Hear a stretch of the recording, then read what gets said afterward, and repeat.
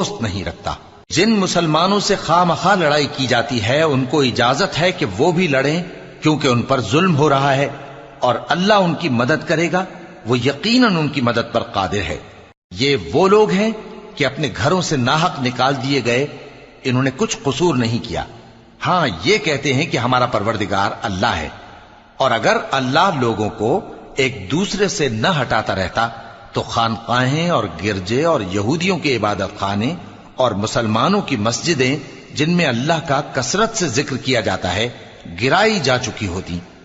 اور جو شخص اللہ کی مدد کرتا ہے اللہ اس کی ضرور مدد کرتا ہے، بے شک اللہ توانا ہے، غالب ہے۔ یہ وہ لوگ ہیں کہ اگر ہم ان کو ملک میں حکومت دے دیں تو نماز قائم کریں اور زکوٰۃ ادا کریں اور نیک کام کرنے کا حکم دیں اور برے کاموں سے منع کریں، اور سب کاموں کا انجام اللہ ہی کے اختیار میں ہے۔